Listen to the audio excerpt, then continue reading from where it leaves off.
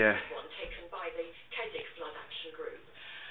About 12% of people are actually being refused insurance cover following a flood.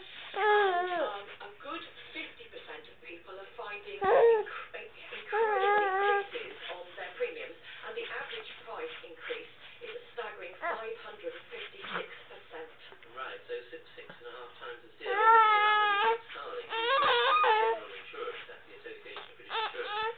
I thought insurers were guaranteeing that no one with insurance would be refused a renewal, and the spirit of that surely is that they'll be offered a renewal they can afford. Well, the first thing to mention both Cumbria and Cornwall. Insurance industry put Cumbria back together again. And they'll do the same in Cornwall. That's what our members will be concentrating on the moment. That's what they're there for. And they'll be doing that. So how do you talk about premiums next year?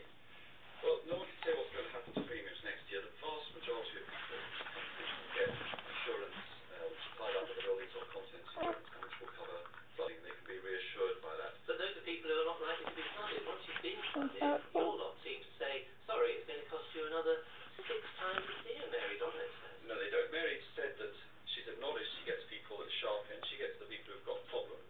And we see the great majority of people, we see it across the piece. The great majority will have their claims met and they'll be able to renew. But obviously in the future, we need to make sure that risk is properly managed. So That's nice. But what about pooling of risk? In the past, we've all paid a premium. If you had a disaster, everyone else is in effect paying for it. You now seem to want to cherry pick and say, you're near a river, you've been flooded, we're going to boost your premium.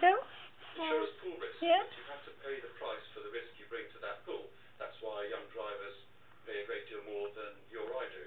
That's how it works. Stick your fingers in, baby. What we need to do is to make sure Stick your that fingers in. act at source and we help to reduce that risk so that people don't find themselves in that sort of situation. Well, listening to Assistant Minister Good in day. charge, I should say the Environment Minister, Richard Benyon, Good afternoon. you don't take responsibility for the flooding. These Bit have come more. at a bad time for you, haven't you? Just after you announced 8% cuts over the next 4 Oh, years wait. in the amount the government's spending on flood defences. Surely we need to spend more, not less.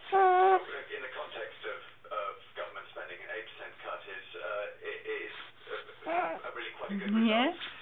We have to also look at the way in which we roll out flood risk management. We think we can do more for what we're spending. We think we can access schemes for communities in different ways, which mean that we can actually protect more homes. And it's outcomes I'm concerned about.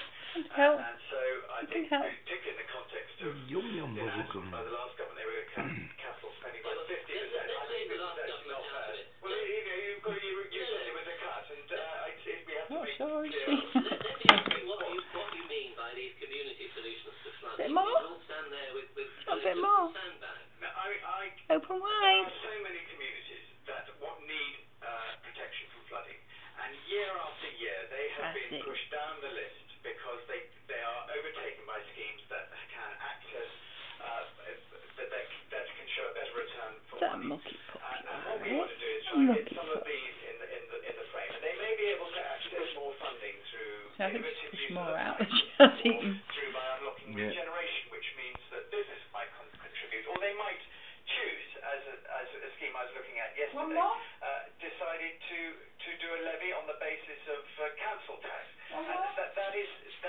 we just want to make it easier and inject clarity into the system so we can get more schemes going ahead. The way to manage the insurance problem is to manage the risk and to make sure we're providing flood risk management to as many houses as possible. Nick Starling to the